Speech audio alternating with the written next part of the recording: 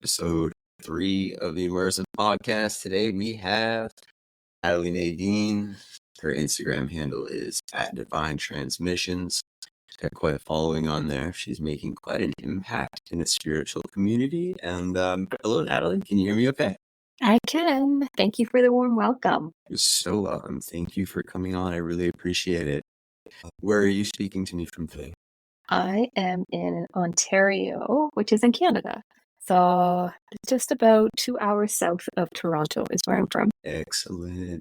I'm in warm, sunny Tampa, Florida. So a little different, but all the same, right? We're still here on Mother Gaia. Very nice. So Natalie is she's a quantum healer. She's a channeler. As I mentioned before, she does a lot to contribute to the disclosure and spiritual communities in general and at large. It's my understanding that she has some events coming up, Natalie. I want to get you a chance to at least talk about those for a moment. What are the next few events that you got coming up? I know you have a conference coming up this month. Absolutely, we do. So the conference in July is one of the big ones that I'm going to be part of. It is July the 7th. It's a Starseed conference. And so we plan to be there. We're going to be doing some light language upgrades, some DNA work. It's an all-day event that's online as well as in person. People can come out, and if they can't make it out to San Diego, then they can purchase a ticket online. It's excellent to know that not everybody can make it out to San Diego, but they can make it online. That's excellent. I think that's great. And it's my understanding that this is the first time they're doing this, like in person like that, which to me is I think a really good sign to see a Starseed conference in person, not just online, but it seems like the community's growing a little bit. Yeah, we want to get out and we want to be in each other's space. We want to be in each other's energy. I know Altia is going to be there, and people have seen her and I doing things with the adaptability now meditation stuff. Ishmael will be there, so they've seen Ishmael and I being, on the adaptability now meditation. If people liked that, then come see us in person. We're going to be there doing our thing live. Right? So that would be should be fun. It would be really great. I know you guys have a great lineup there. Debbie, Solaris, Ishmael, yourself, a few others. I don't have the whole poster off the top of my head. Forgive me, universe. Christy's going to be there too. Sorry, yeah. Christy will be there. Okay, yeah. I'm in contact with her. I would like to have a conversation with her at some point as well. So you're going to be doing some light language and some DNA and activation type stuff there. Is that, did I hear you right when you said that? Yep. Where we don't exactly, it's never a, scientific breakdown of what we're going to do. It's sort of energetically what we feel. Absolutely. But I know that just with me connecting with Christy and knowing Altia, that's sort of what we do is we get in there and energetically start moving things around, and DNA technology, clearing, releasing, moving timelines, doing grid work, it's all really big chunks of things that we just start shifting around, right? So our language will do that. Yeah, that's great. So myself, I'm on a spiritual path. I'm always growing. Nobody's ever there. But, everybody resonates with some things more than others. And I must admit that while certain light language anyway, does soothe and such, it's not quite something that I guess I'll admit it right here now that I don't know that I have 110% understanding of exactly how one becomes a master of light language, such as yourself, testing your videos and things like that. When did you first start to speak light language? How did that process come about for you? What an awesome question. So light language for me, I didn't really have a whole lot of knowledge about what light language was. My first awareness piece that came forward was when somebody sent me a video explaining when you pray, you can actually pray a prayer to Source, Spirit, Creator, and ask for particular things in a certain language. And then they showed what the language sounded like. And I was like, what is that? Okay. I've never heard of this. These noises coming out of this person are so, Because at so that point, interesting. Like, what's it just going on? sounds like That was, noises. That's interesting the way you said that. I love that. yeah, Just it was noises. just, it literally just sounded like noises coming out. And so that was Okay. kind of how it was explained to me in this little video that somebody had said. They were sort of like, Natalie, have you ever heard of this? And they didn't even give it a title. They just said, have you heard of this? And sent me this video. And the video was just explaining just literally that, like, hey, when you pray to source creator, like, you can also use this language. Have you heard this language before? And then these noises, and me being like, yep, never heard that before. Not ever in Just all of my life. I have no idea what that sound is, or those series of sounds. So that's when I started Googling, like, what is this sounds? What are adding. these? Yeah, what I started going down the rabbit hole a bit, like, what's going on? And then it was maybe about a month later that I had been working with a client, and her and I were doing emotion code. So I was doing like emotion code, looking at her nervous system, pulling out different emotions, and tapping into her past lives where these emotions were residing. And so I was pulling out these emotions of these past lives, and images were coming forward and stuff. And probably a couple of days after that, she said, "Hey, Natalie, I got this like visual of you, and like, I'm supposed to send you this video voice recording Always. clip." And I was like, Always all right, synchronous. right? It was very synchronistic how this happened. So I was waking up in the morning and I get this message and like, hey, will you listen to this? I'm supposed to send it to you. And like, that's pretty typical how my mornings start. People send me things and I listen to them and I'm like, okay, sure. So Yeah, I'm like we all listening to get this. reels from our friends in the morning. Right, different things. It's social media. We're like socializing Right. and sending each other stuff, right? So It's I not get this always going to thing. be life changing, but this one was. I love This it. one was. And so she sends me the little bit of an intro, like, hey, Natalie, I got this visual of you and this noise started coming out of me and I'm sending it to you so you can kind of listen to what's going on. And I was like, all right. So I like listen thinking she's going to talk in English to tell me something that's happened, not at all what happened. So I push play and I'm listening and I hear, what is going on? Like I'm like, Speaking in I tongues, don't kind even of.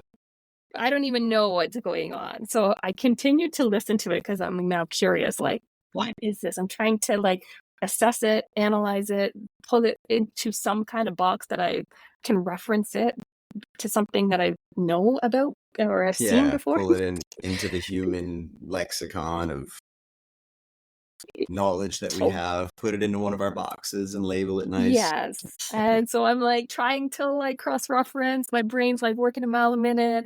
And then all of a sudden I hear this like pop.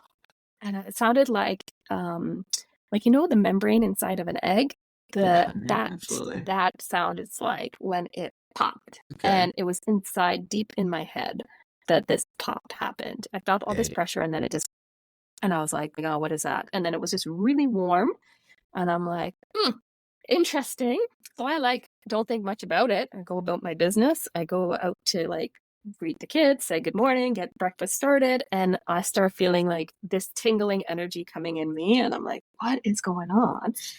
And it was probably by about halfway through the day, I'm now doing that noise. And okay. it just randomly started coming out of me for what felt like no reason. And that was sort of my initiation into light language.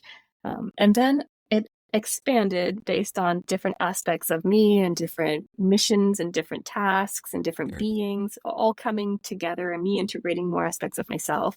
My language evolved to different things. That you explained that so well and defined light language kind of in your own poetic way while telling that story. And just something, for the listeners and for the person out there who's going, wait, what's light language?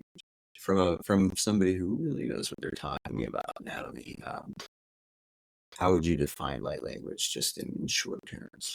In the short version, light language is a language that we speak way because our DNA is activated in such a way that as energy comes in and hits our DNA structures, this language that is sacred and is ancient, old, begins to come out of us. And it's not something that translates to English word for word. So you don't make a noise and then you're like, oh, this noise means this.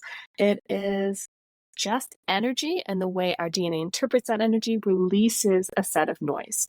And this set of noise feels very similar to when you feel like you're about to sneeze. The energy that builds up kind of like it tingles and you're like, Like, about feels to really good. sneeze. That feeling, yes. And then you can either hold it in and kind of like go off to your side and like sneeze, or you can Right. just allow it to flow. And Just when you just let full it blown let it flow, and out. yeah, and that's when you're like, it feels really good to just let the noises come out of you. Okay.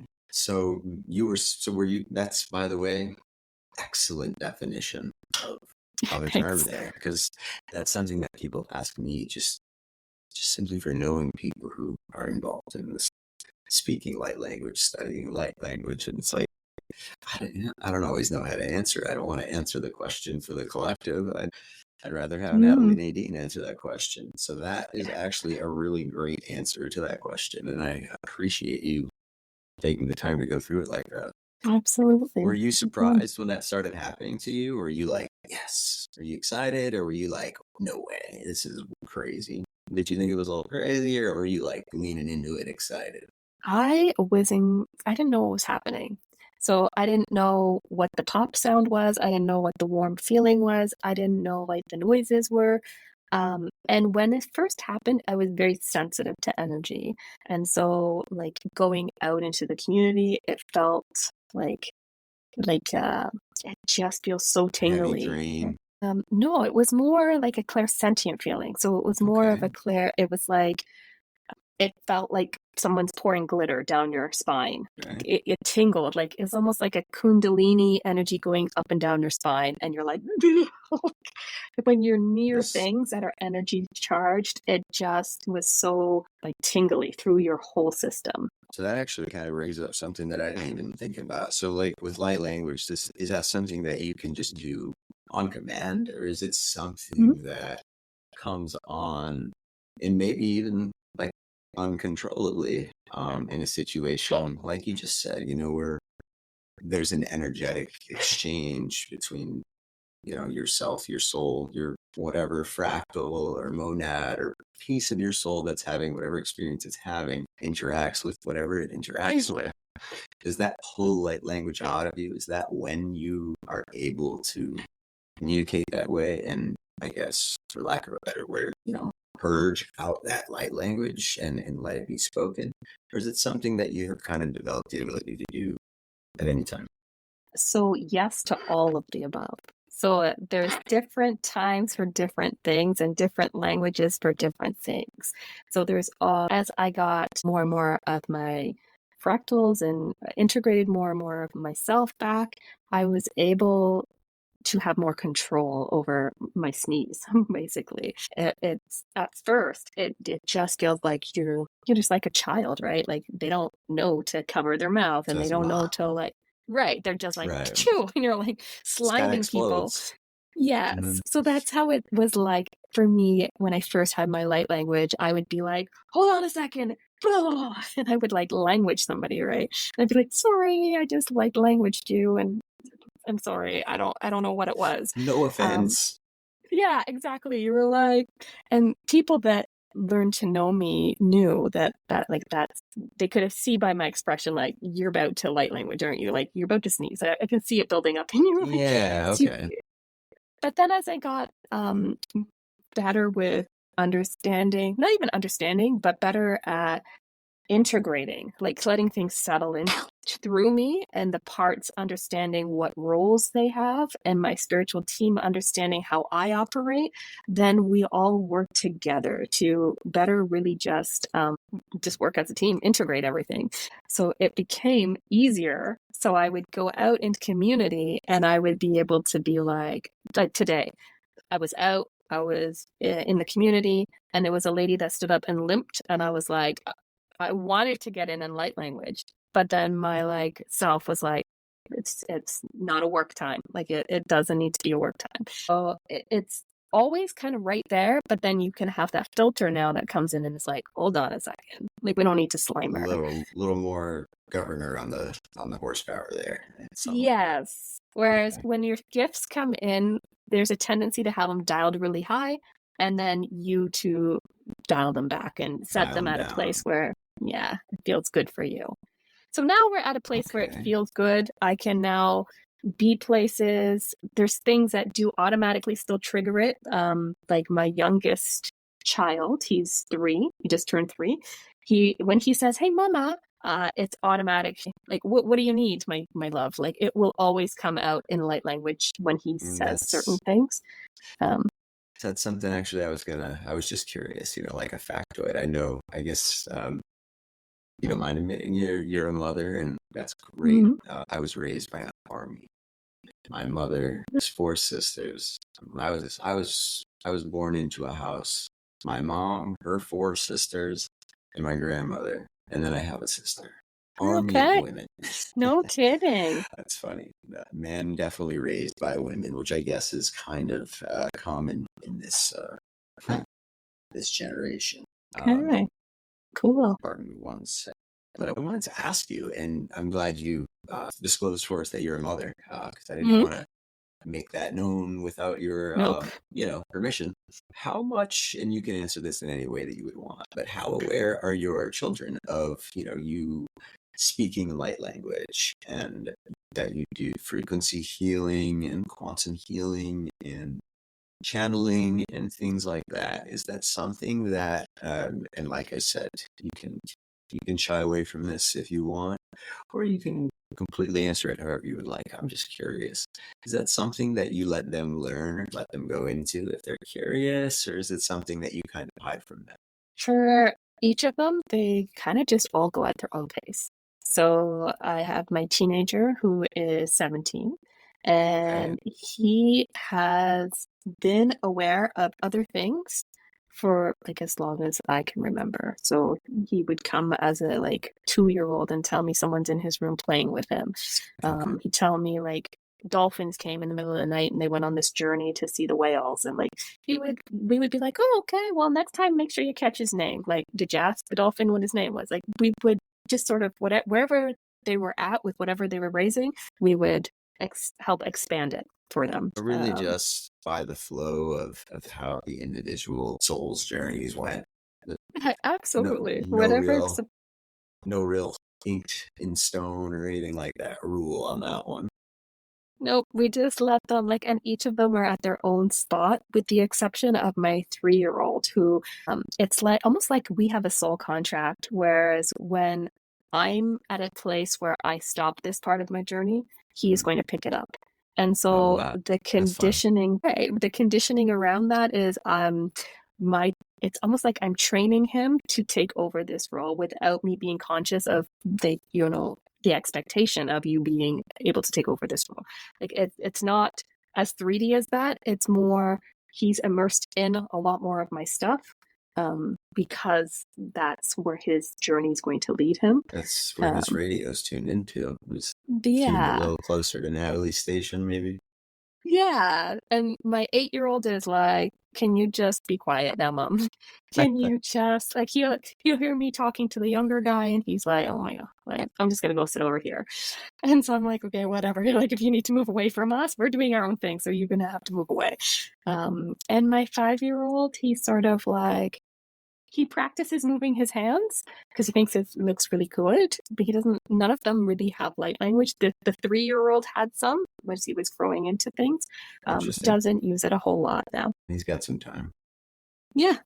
And thank you so much for answering that question. And the reason just behind asking these types of questions is, I try to serve as a bridge. I've always been a person whose example in high school. I mean, I absolutely refused to be a part of it. Like, I just rolled around like a ball of energy that went with the flow, and I was friends with Mhm. everybody, and my life's continued that way Mm. my whole life. That being said, of course, I gravitate towards certain people. And of course, my roots are now pretty heavily planted in what we label the spiritual community. Most of the people that I talk to on a regular basis are familiar with these things, these concepts that we're talking about, light language, channeling, and things like that.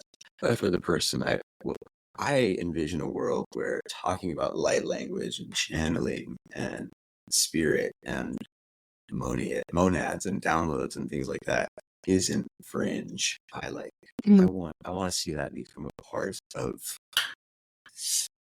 the everyday zeitgeist. Call me crazy, but that's some part of what the new earth means to me is where these things like even UFOs and extraterrestrials were fringe 15, 20 years ago. Absolutely not anymore. And so, Mhm. just look at where will the public look at channeling and light language in 20 years now that it's in, people identifying, pardon me, as starseeds. Like that wasn't something that people really spoke about as vocally as we are about it now anyway. Say Absolutely. circa 2005 or 2004. So I think that's really cool. And I think it's really important to kind of throw that kind of stuff out there for people who, like I said, might have that seed in them that just needs a little watering. I am finding more and more of the like I have two sides of my business. So I have one business that's like my trauma therapy side and one that's like my spirituality, right? And so there's clients on my therapy side that are now starting to ask questions about things that are on my spiritual side, and they're moving from the trauma side and realizing I actually want to do my shadow work. I Wow. don't want to work in the trauma side. I want you to teach me how to move energy through me and clear my system. And so it's like what you're right in line with what you're saying is we're seeing a shift within what the collective was doing and what the collective is feeling thirsty for and hungry for right now. Absolutely. Hmm. And I'm Yeah. all in on that. And myself, just about 4 years ago, I wouldn't have laughed. I've never been that type of person, but 4 years ago or so, I mean, I had a very 3D job. I'm an interior designer. So I worked for, a decent sized firm selling kitchen cabinets, designing kitchens and things like that. And I was just happy to keep up with the Joneses and not look at labels. I always call it my fat and happy face. Not in the best way, but I Hmm. try not to bash myself. So it's comically. But yeah, even myself 4 years ago, and I know I have so much more to experience and so much more to learn and so much more growth to just experience. So not to be repetitive, but just inner reflection 4 years ago. Had I heard light language or had I heard about a Starseed conference, I wouldn't have been interested in who was speaking there. I probably wouldn't have listened to the light language and what was behind it. I wouldn't have bashed it. But just maybe seeds are being planted because around that time is when I pretty much threw my 3D life for what it was away. I'm still here, obviously, but I guess this is the beginning now for me. I'm here to serve the collective like full time. I'm in. Put me Hmm. in, coach. Things come to me. Things are.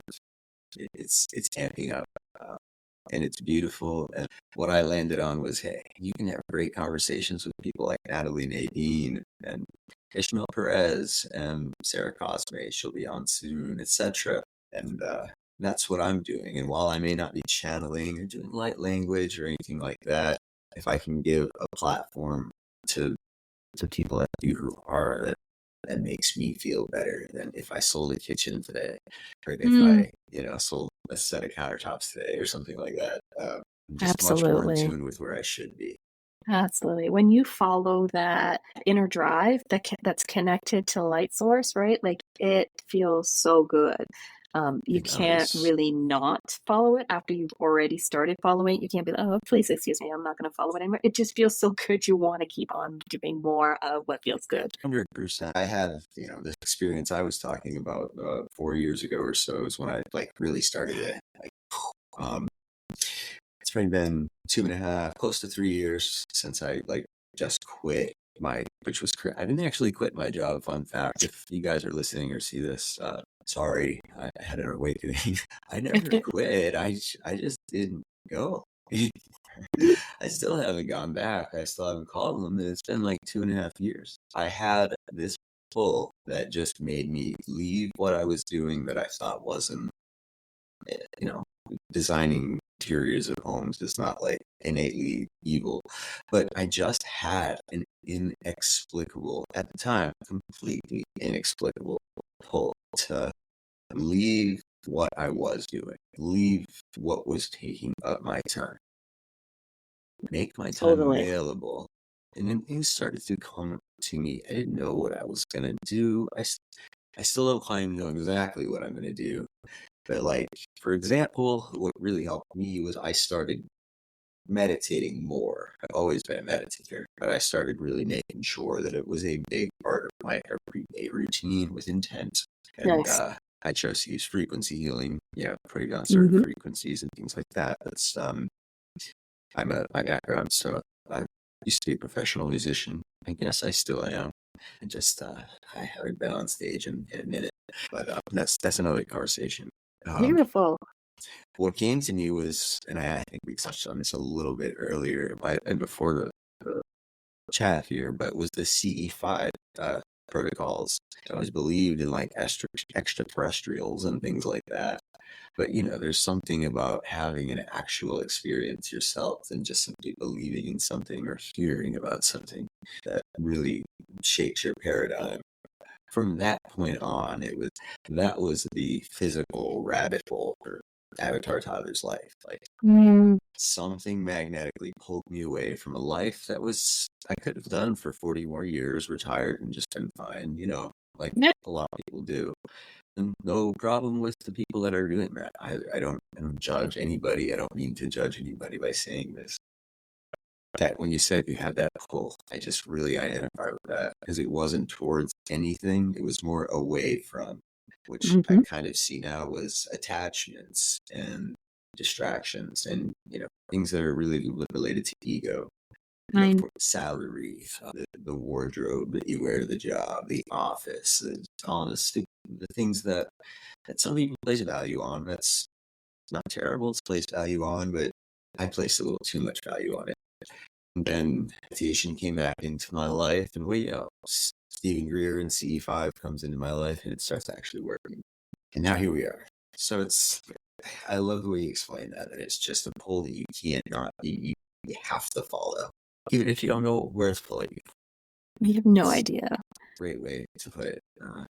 It still happens. It's not that it's gonna just be a one pull and I followed it and it's done. No, Like it's yeah, ongoing, right?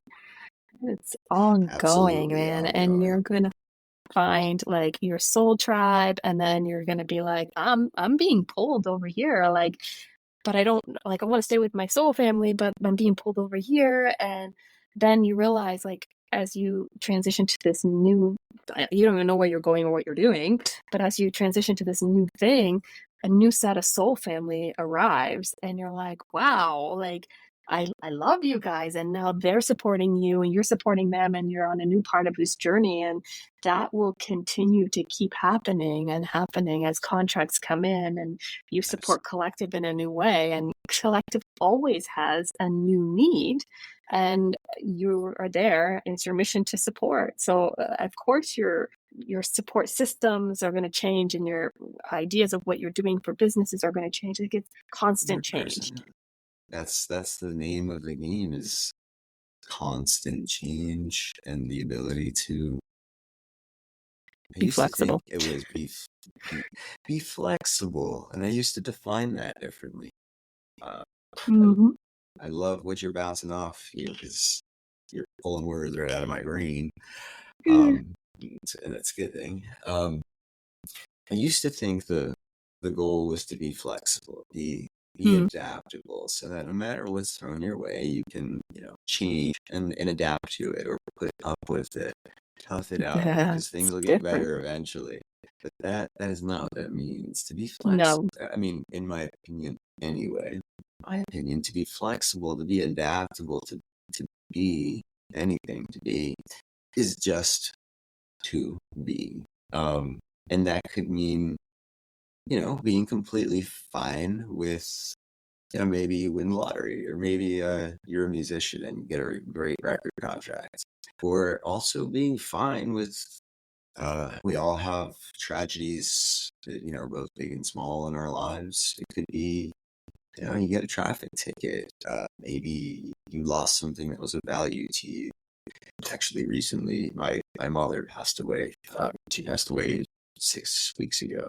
I was extremely close to her. So I'm 54 years old. It was not, like that. I mean, I guess it was her time. My old self wouldn't have thought that it was her time. I would have been angry at everything, and be lying if I said there weren't parts of me that weren't still a little, you know, I would just be lying. But these days, being adaptable, being flexible means just being able to drop the word after be. Just Mhm. that's it. It's a big, let's go. Yeah. It's like That's it. blind trust, right? Like jumping out of the plane and like, I don't know what's gonna happen. Like, I guess a parachute's gonna open at some point, right? Like, you just have this Yeah. absolute blind trust that you don't know how it's gonna be okay, but somehow you're gonna land on the ground. Yeah.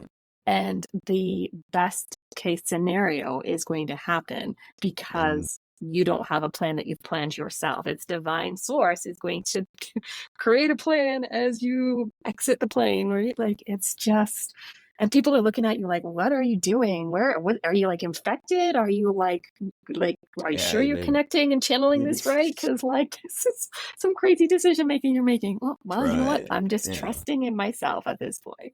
I'm trusting that the energy coming in and that I know what I'm doing. And Percent.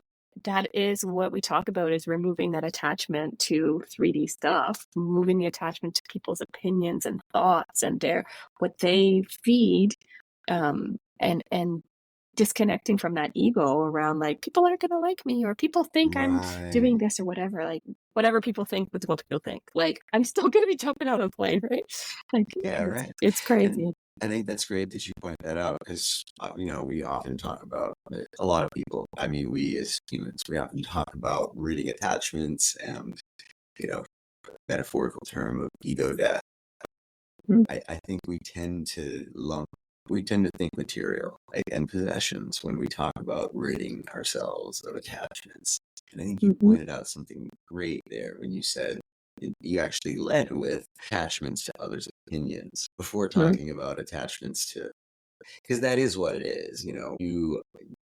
It's my opinion that most humans buy a Mercedes or are generally buying that Mercedes because they want other people to know that, they have a Mercedes and this is their, just Status. for example, and that's their status and that they are a Mercedes person. Or let's not say Mercedes. Let's go safe and say Lamborghini. Nobody buys a Lamborghini unless they just want to, probably show that they can. That's at least a Mhm. part of the decision. Mhm. But behind that is other people's opinions. It's not the Lamborghini that people want. It's not the Mercedes. It's not the mansion. And it's none of that stuff. It's the positive and certain kind of crafted opinion of oneself. I think, and I've experienced this because I did have some success in the entertainment industry when I was young. I think we look over that attachments to other people's opinions. When I was attached to material things, just for example, I think of myself 10 years ago. It wasn't the car that I wanted. It was that I wanted people to know that I could Mhm. afford the car. And what came with that, and what that really is I just wanted people to have a certain opinion of me based on something completely three-dimensional, fake, not real. Absolutely. You know, not bashing any of that stuff. I'm not judging. It's human Speaking of nature. personal experience and human nature. Yeah. It's human nature. We're all kind of conditioned from an early age to seek the approval of those around us. It's true. Really, right? So it's once we start our ascension journey, we have to overcome that conditioning of, you know what, you are going to upset people. People are not going to like things that you say, do, or, the opinions that you have.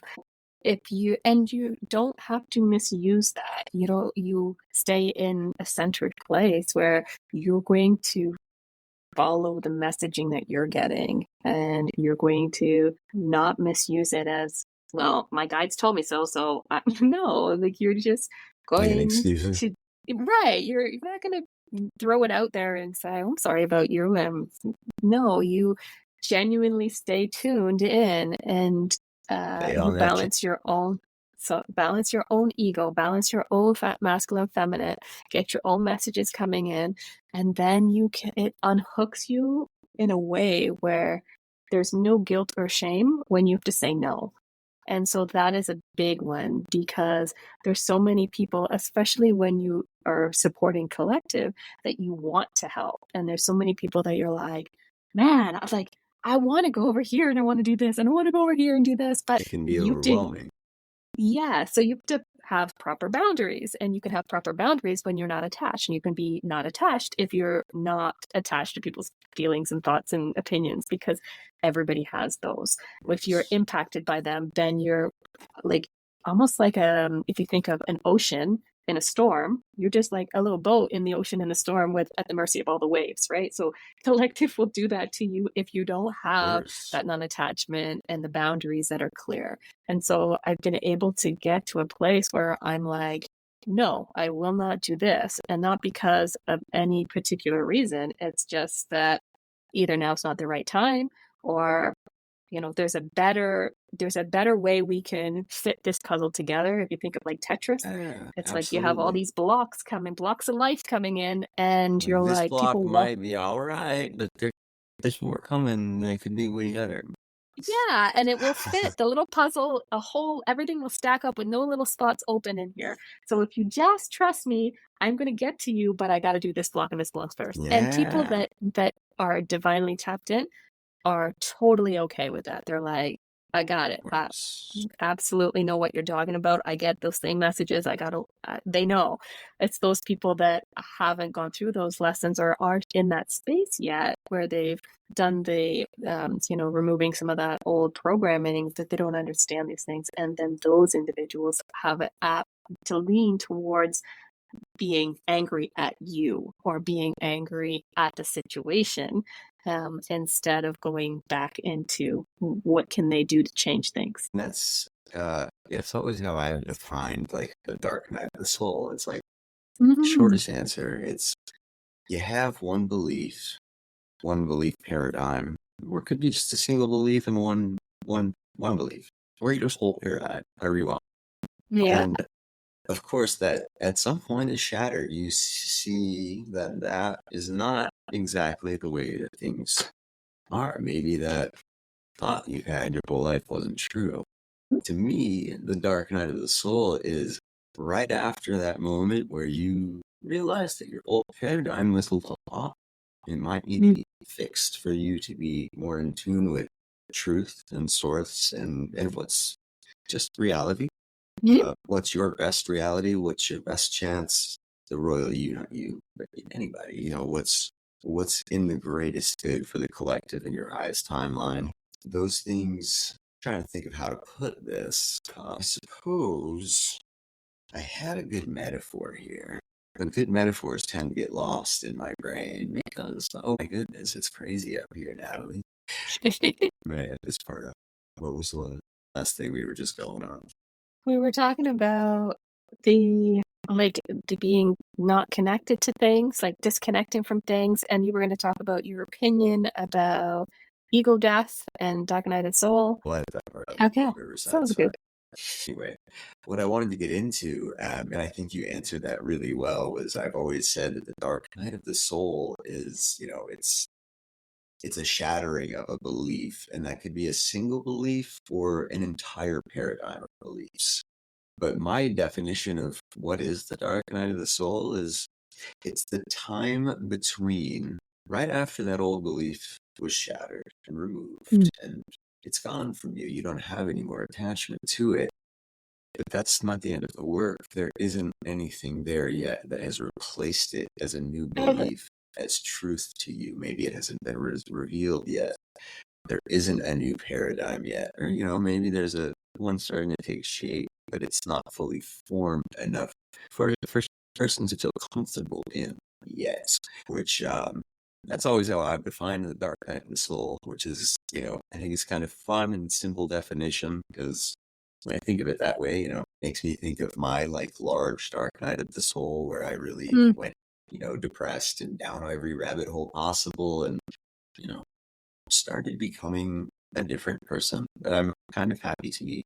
And then also those times each day where just something clicks to me and it's, I'll let a mini dark night of the soul. There was a 20-minute lap there where I had no belief for that specific issue. My belief went shattered and nothing replaced it yet. Mm-hmm. Absolutely. Like, I feel like the dark night of the soul, when I see people going through them, it is the same feeling that I get when I watch kids at the playground and they're on the monkey bars and they want to go across. Like, they're like, oh, they watch other kids go across and they're like, I want to do that. So then they get up there and they're like, you are coaching them. So you're standing beside them and you're like, okay, now you're just going to take one hand off that rung and move it to the next rung. And they're like looking at you like, I'm going to fall and die. Like, monkey see, monkey do. I am not about to take my hand off of this because I can barely hold on with two hands, let alone take one off to move it anywhere. So that's the equivalent of like when we're going through our dark night of the soul, we have taken one belief because we're realizing like in order to believe something different, we have to take our hand off the belief we're holding on to and move it to something else. Well, that something else is like A, far away, and B, we have no momentum to swing to that something else yet. Right. And so we're just hanging undefined. there. Yes. So we're like, la la la, we're about to die. I don't know if we're gonna live or not. Like we really kick our nervous system into this high drive of fight, flight, freeze. I'm gonna die. And then expect some sort of like framework to come and build in a new belief system, which is it's all very difficult. It's a process. And I mean, there is no one true belief system that like you can read a book on. I mean, everybody has in my belief anyway, everybody has their own role and their own, way they should be looking at things. People have different opinions and views than me, and I know that's just fine and that's great. And they're serving a purpose just like I'm serving a purpose. Because if we were all the same, well, that wouldn't be very fun. At all. And, I mean, we could go deeper on soul fractals having many experiences, but there's that base layer of reality in us that, what we would call the collective and what the collective, some would argue, is actively creating each moment, manifesting each moment, or I guess we don't really know if things are just the way they are. I mean, yeah, it's all part and parcel of you're having a unique experience and being able to be okay with yourself and allowing yourself to have that unique experience without feeling like, well, I should be happy today. Well, I should be whatever. Like you should just be, like you said, like just be. And then there's nothing else that has to come after that. Just be. Yeah, of course. Yeah. It's so simple.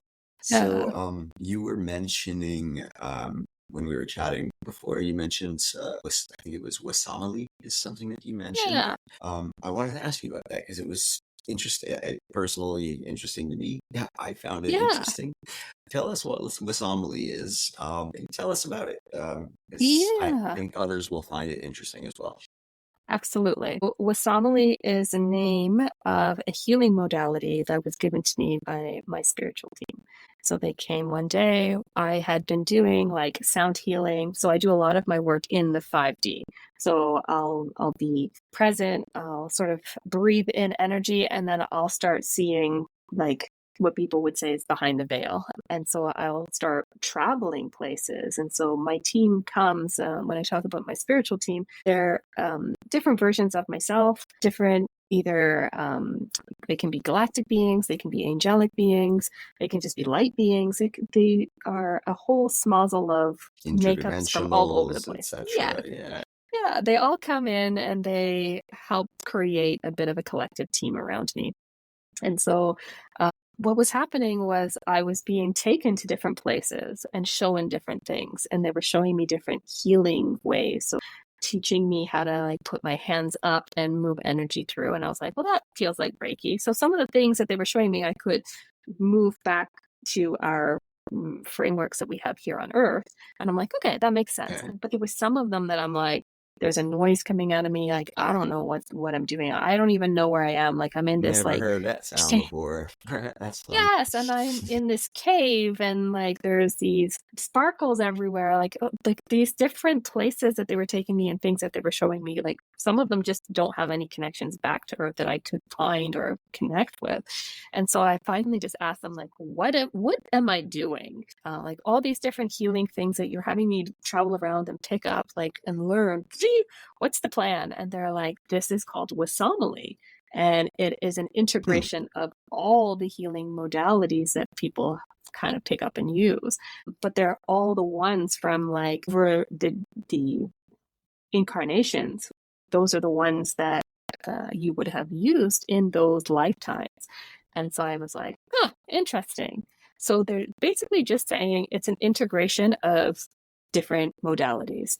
And the way it works is client comes forward, they come in for session, and instead of maybe doing like quantum healing that we know of, where we either like do a bit of a countdown and relaxation and a Go bit of into a like the trance.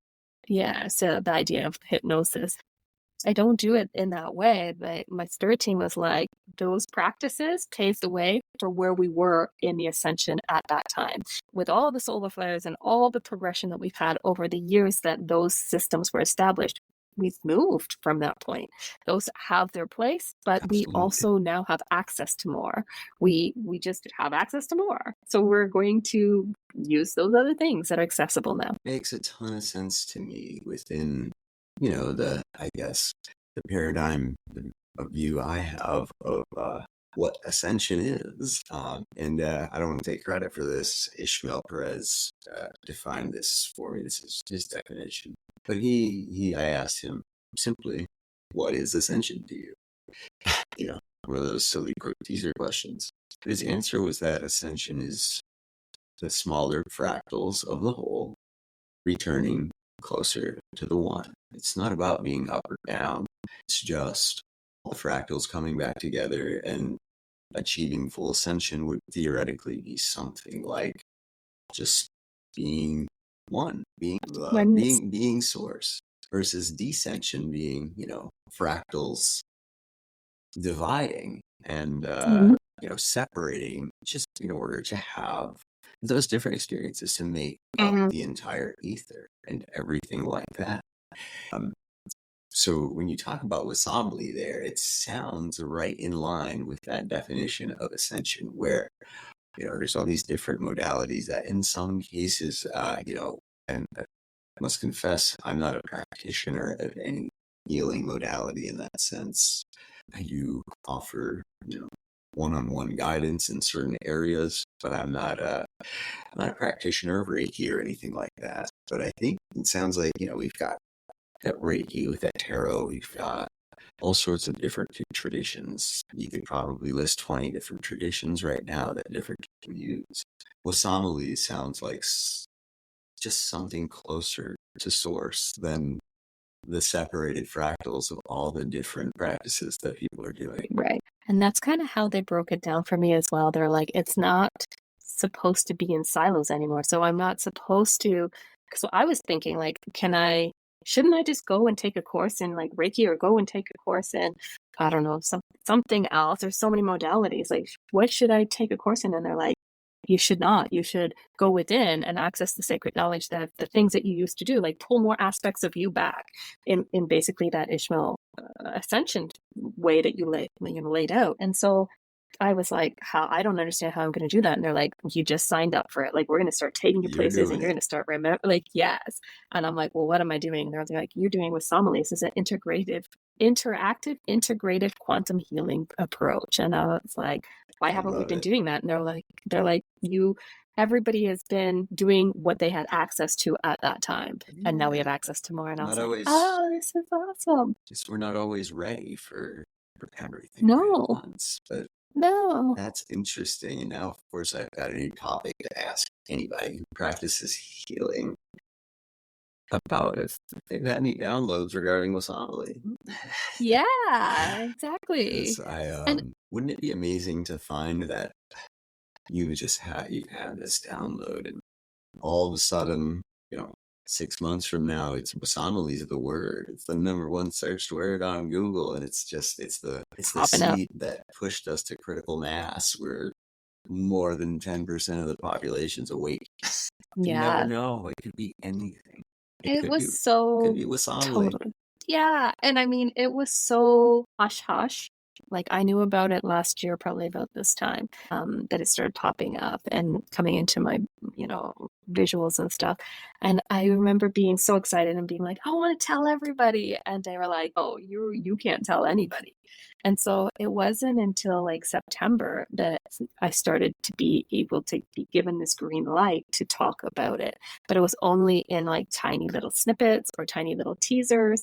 And there was no real like free for all, Natalie, go talk about Wasamali until today, when they're like, you can talk to Tyler about anything related to Wasamali that you want to talk about. And I was You like, absolutely. wow, I'm so it's glad that you awesome. did. Because I'm It's gonna so go and good. like meditate on the word Wasamali and probably go it and like Yeah. ask a few people about my human nature is gonna be curious now. It's just the way she Yes. goes. And it has been like such a cool journey. Like, there were different healing people that when I dropped a little teaser, people that were doing Reiki and people that were doing Akashic readings and people that had been doing some of the healing modalities came Yeah. forward, and they said like, hey, Natalie, I think I'm supposed to talk to you about Wasamali. And so they formed a group with me on Monday nights where we opened a clinic, and we were able to bring in different clients that weren't necessarily able to come to a full session, or they needed support in just a tiny little thing. Of We would course. bring them in to do the Monday night session. And how we do it is, I always tell people it's like a clock. All the practitioners work as a collective. We all feed information to each other as we would numbers on a clock. We stand around the client, so the client kind of envisions us that way, and we envision ourselves that way. Somebody on the number 2 wouldn't not necessarily see what somebody on number 7 would see. They would totally different perspectives of what's Perspective's going just on. different. Yeah. Okay. And so that's kind of how we lay it out. So there might be somebody that really feels a lot of pressure and heaviness in their chest. And there might be another person that's like, I actually felt all this pressure behind my back, of my head. There might be another person that's like, I saw like colors, and the colors were moving fast. So everybody shares what they see. And then we go into the records and we pull out what we're seeing based on the records. And again, it's all these different lives that this theme has popped up for this individual client. And so then we go into, now we've got all those lives, we've got the theme, and now we're going to look at, well, what's next steps for this client. So we ask the client. So it's not just the regression and stuff like that, but from that point, No. then there's actually some energy work and some grid work and things like that. Yeah, like So the it's kind client of is like part of it. The QHHT client. merged with typical quantum healing, Reiki, and almost a bit of traditional client versus talk therapy, but in a It different is. state. In a different state. Everything, Yeah. yeah. And it's all access, like we can access their higher self by just like we ask, and we can access the records, we can access like up into the angel realms to ask like their guardian angels or whatever, whoever's on their team to assist us. But there's a lot of like, whether it's pulling back soul fragments and integrating them, or we do what's called etheric numbers as well. So we will go in and we'll say, actually, we're doing a body scan and your liver is burnt out. So we're going to go in and find out what's burning out. Why is the energy burning through your liver like that? So then we'll go in and we'll look at different things and get answers as well. So it's just a really cool system. Absolutely. Well, thank you for explaining Wasamali a little bit further. You told me a little bit about it, in our prior chats, but I'm glad I got to ask you in this forum because, well, I want other people to learn about great things, and for those who see this, hopefully many, I got a further explanation on it, and I feel like I understand a little more, and Good. I love new rabbit holes to go down. Well, you're more than welcome to come out on a Monday night and try it out and then get a well-rounded, full experience of what it is. Absolutely. I may take you up on that. Okay. Luckily, due to this podcast, I've actually got a pretty busy schedule coming up the next few months. I've got a lot of filmings and tapings and guest spots to do, but I'm very grateful for that because, when I have a podcast, we should have guests. That's true. That's true. Well, good for you. I'm thrilled that you have like such an amazing, outpour support that wants to come in. And when it's divine energy and you're supposed to be doing it, I'm sure you'll be never short of guests. I hope they're always as intriguing and valuable and interesting as you, Natalie. It's been great chatting with you. I want to give you a minute here to kind of plug anything that you want to plug. I want you to let people know where they can find you, what you do to help, specifically your handles, any upcoming events one more time, anything like that. I'm very much about promotion. So if there's anything that you're involved in that you may have not mentioned yet, or just want to mention one more time, how can people find you? Clarify why people would find you, and do you have any events coming up? Sure, absolutely. So people can find me on Instagram. It's probably the easiest spot. They can go to Divine Transmissions, and they will see in all the all my content, all the posts that I do. I do a lot of like light language videos about clearing energy, clearing through your chakras, helping your nervous system, things like that. I also do a lot of tips around, like, if you have a migraine headache, what can you do to help that? If you're not sleeping, how can you do to help that? Also spiritual tips about like cleansing your energy and moving energy around. I'll do energetic updates as well. Like, we're in for an upgrade in the next couple of weeks, so you'll probably be tired. Things like that will also be all on that Instagram channel. And also, just sorry to interrupt you, but that channel will be, just if people are wondering, is that spelled? It will be in the description of this video, which will be on YouTube. We'll have probably clips of it on Instagram, and Spotify as well. So your handle will go up on there, and so if anybody wants to find you, we'll try to make that as easy as possible. Awesome, thank you. Yeah, I would say too that the next event that I'm doing is probably going to be just in the recording when you air this recording. So right now I'm doing a 4-part series for May, and what it is we are going in because there's a tiny little spot in Hawaii that is lit up with Lemurian codes. And so we're did the first session on the 9th of May, and we did accessing those codes by moving out your old programming. And then the next week we did resetting your nervous system, and the next week we did embodying the codes. And tomorrow, the 31st, is going to be all about activating and bringing in the frequency and to that energy through your DNA structures. And so a lot of people have been like, ooh, how do we get that? So that is all going to be part of a 4-part series that people can access on my link tree in my Instagram that they can get the recording for. Very, Yeah. very cool. That's So we awesome. also have I have a couple more things that we're busy doing as well. Sorry. Let us Um, know. Don't be sorry. I'm so glad you we have so many things going on. Your energy should not go to waste. thank you. Yeah, I'm so excited. I'm so blessed to be able to like just come and serve in this way, to be able to just like put my energy in and have people like you like help distribute it to people that need it. Uh, so it's awesome. You So on the deserve it. topic so the topic of Lemuria also coming up, and what happens is we're going to be going out to Mount Shasta in June Okay. on the 19th. And so if people know Reuben Langdon, he was part of the All Shift Happily Now meditations as well. He is putting on an event. He's a co-host with another lady called Heather Taylor. And so they've come together to pull in all kinds of channelers from all over. So people like Wendy Kennedy is going to Yeah, be so there. Wendy Kennedy would be there. I caught a Yeah, peek of the flyer, but I only saw it one time, so I don't remember everybody yeah. yet. There's a lot of people going to be there. Like I think there's like 30 different people. There's so Yeah, many that's speakers, what I and remember it's seeing a flyer that was like, wow, there's a lot of people on there. Like the little pictures yeah, and the names, like it's it's yeah.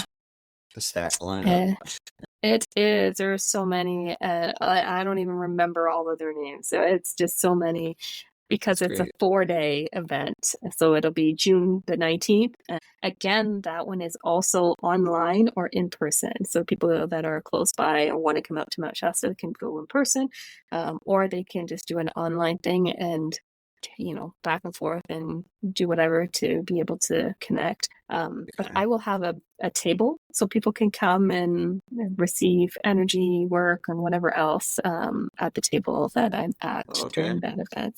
Okay. Very So cool. that'll be fun. How much are the tickets for that event for the Mount Shasta event? If people want I to know. am not 100% sure what the pricing is on those ones. All right. Yeah. Well, I do hope to speak with. I don't know if I'll be able to get him on camera before the event, Mm-hmm. but if I can, Ruben, if you're out there, we can talk about the event a Yeah. little bit more and maybe, try to get some tickets sold. But yeah, I hope to speak with Yeah. Ruben soon and help him promote that event. So Ah. Oh, that I'm sure he sounds would love really it. awesome. Yeah, and I'm sure he would love it. I love how people have the opportunity to. I mean, of course, Mount Shasta is what people refer to it as like the most paranormal place on earth. But if you're stuck in, Kentucky or Maine or France, it's great that people have the avenue of going to a retreat at Mount Shasta via the internet. I mean, Right?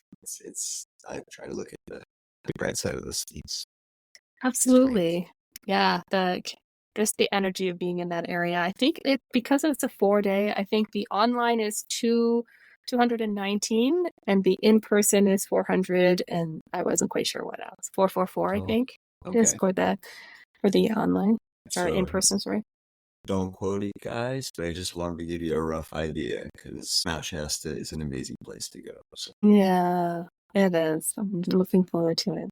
So those are my big 3 events: the July 7th Starseeker conference and the Mount Shasta Lemurian Life Expo, and then the May Lemurian 4-part series. Those are the big 3 that I'm doing right now. And then, of course, the Monday night with Somali Clinic. And then the Saturdays we do channeling class. And so that part's kind of cool. The channeling class is really evolved. It started out as a ladies' healing circle.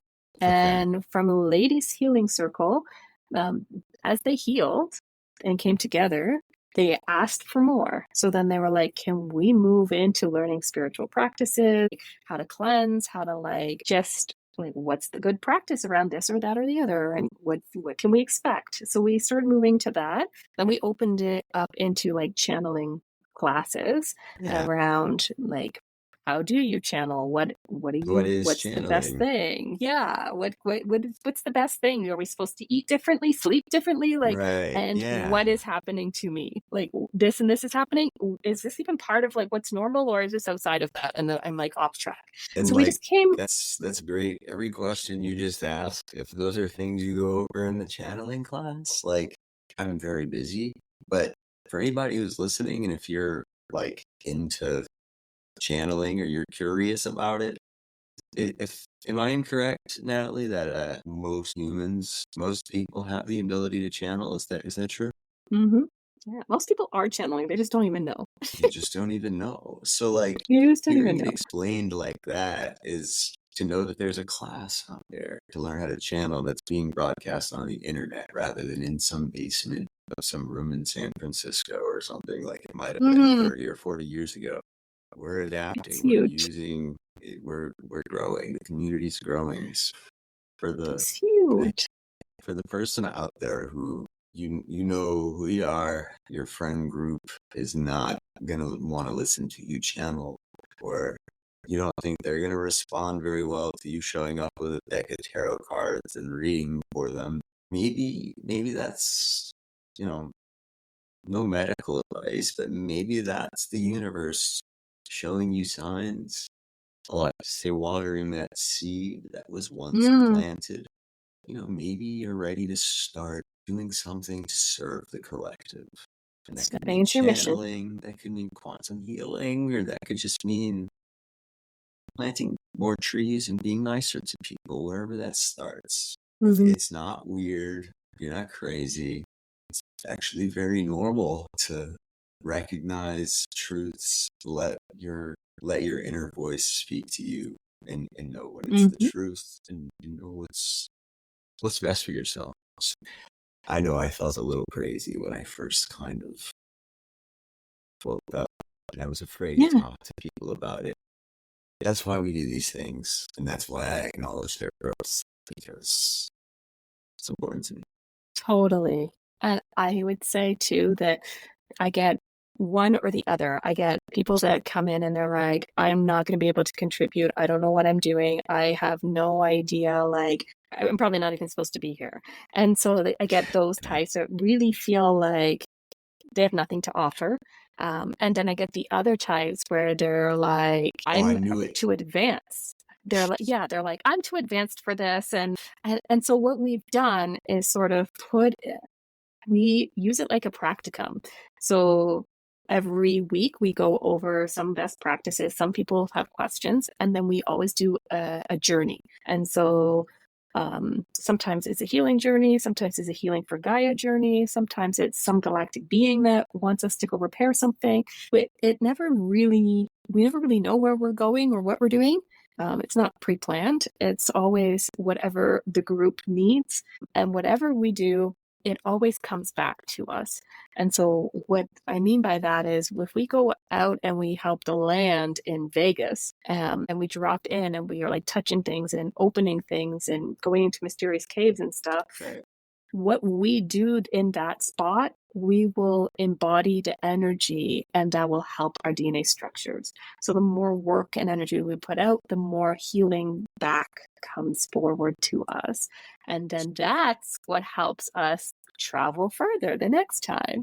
And so those individuals that come in and they're like, I don't know what I'm doing, that's what they need to be doing. They need to be journeying with us into strange places with the security of the group so Okay. that it The gets collective the within the experience. collective. Yeah, Yeah. absolutely. And everybody has their own unique DNA structure.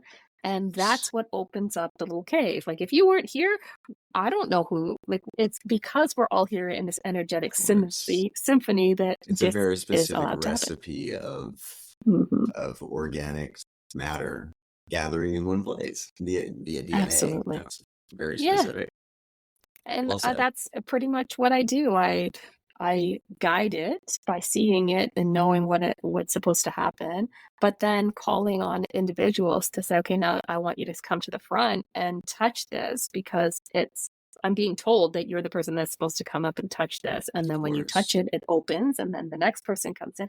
So it's all a collaboration of shared energy collectively in practicing to learn to embody what is necessary in that land in that moment.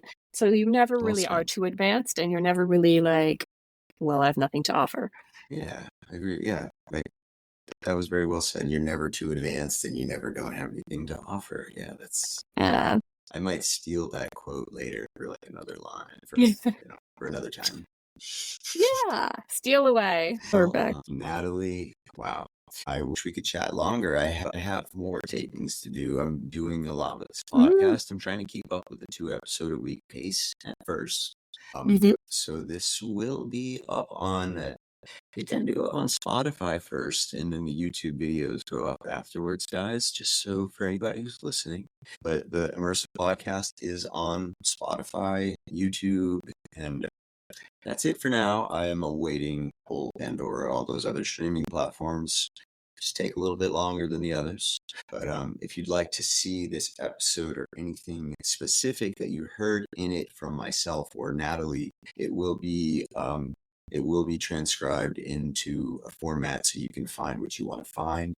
There will be links to our handles. There will be links to anything that Natalie referenced that maybe she wants to promote. Natalie, you can send me a link or two to anything that you reference so I can put it in the bio of this video. Awesome. I really want people to be able to find you, even if one person on this green earth heard something from you and they want to talk to you. I want them to be able to find you. So, yeah, that's what this is all about. Promo, when high tides always rise. That's kind of the way I live my life these days. Natalie, I really want to just once more thank you for taking the time to come on. But I'm going to throw something at you real quick, and you can say no if you want. Could you give us a little light language right now?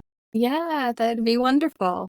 Yeah, let's close it out with some light language. So what I'm going to have you do is just close your eyes for a minute. Okay.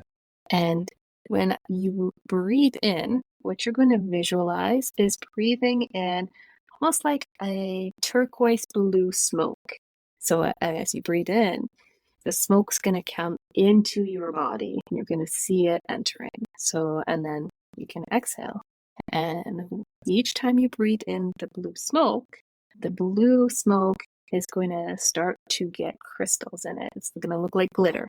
And so each breath in, the blue glitter is going to enter your system, and you're just going to keep breathing in this crystalline energy. And what's going to happen is you're going to hear my light language, and the light language is going to set up a sacred container around us. This is just my language setting up the container. So tuyakiai, horoyarayade, shushudukoi, hayanaikyokai, roimoist.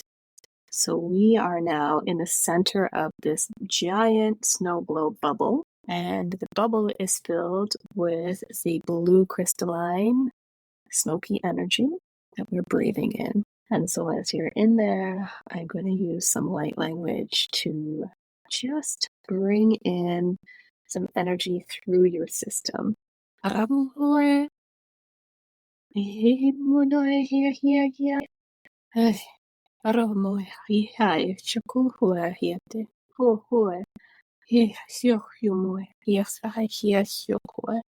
You'll feel it right around the heart space where the energy is going. Now I'm going to expand that energy outward. It's in your chest. So that is all expanded through your torso. It's great. Yeah, you get into your sacral. It's going to release here. And energy coming out the top of your head. That's a release. Hi. I'm going to pull energy to put through your sacral and up your spine. So that's the energy, and then moving up your spine. Hi. Sure. Yeah. So that's up through, shining the light out of the top of your head. And your bubble looks really good. Your energy through your system looks really good. Everything looks balanced. All your chakras are lit. some beautiful crystalline energy through you. You can open your eyes when you're ready. Thank All you for that. right. You're welcome. I felt the urge to tap on my heart space. Like that. I didn't even think about it. I just naturally did. Yeah. I did feel like a pressure in my chest. That's all I'll say. Yeah. There was a lot of energy that went in there, and then I was kind of just pulling and expanding it in. Quite interesting. Mm-hmm. Yes. Well, that's Natalie Nadine's light language. And as I mentioned earlier, really innate, I don't know a whole lot about it, although I know a little more now after today. Just for those listening, no sponsorships or no brands here. Really did feel something in my chest that I felt the urge to tap it. So I don't know. Take that for what it's worth. But absolutely. Yeah, Natalie, that was amazing. That was really incredible. Appreciate absolutely. You're welcome. So yeah, the Immersive podcast this is going to be episode 3. Tune in, stay tuned, follow us on Instagram. The page is at the Immersive Podcast. I'm the host, Tyler Tivador. My Instagram is at Tivador. You can also find me on Facebook, Tyler Tivador, and a shout out to my producer, Jane. Her Instagram page is at We're All In This Together. If you don't already follow it, it seems quite a bit of people following it already. Jane is involved in this also, so shout out to Jane, my producer. I couldn't do what I'm doing if she weren't behind the scenes doing what she does. So everybody deserves credit. Natalie Nadine has been a great treasure of a guest to have a conversation with. I hope everybody enjoyed listening to hopefully all of that, but at least it's your boy Tyler, and I'm signing off. Natalie, would you like to say anything? Just so much love to yourself and to Jane for making that happen. There's so many people that you're supporting, and it's a great time to just help with the ascension journey and do this. That's a huge part of the role in this. You don't have to be slinging light language and traveling to other galaxies to do your piece. That is a total myth. That the more gifts that you have active, the higher you're going or doing or whatever. They don't even correlate the same. So it doesn't work in that literal sense. What works is your need and desire to serve. Being able to do your soul mission is a huge piece. So thank you for having me as his guest and for doing the part of the mission that's your part of the mission and just being so in line and attuned to it. Absolutely. The pleasure was all mine, and I hope the audience and just upcoming, we'll see. Her name is Michelle. She is a hypnotist. She practices in a different style than some of the other main Dolores Cannon School practitioners. Sarah Bressman Cosme will be coming on to talk about her QHHT experience. We have Debbie Solaris coming on. She's Akashic Records reader. Ryan Sprague, he is a full-time cannabis coach, and well, he's a master of all trades. Got some great guests coming up, and I hope you like what you see. And I'll see you next week. Cheers.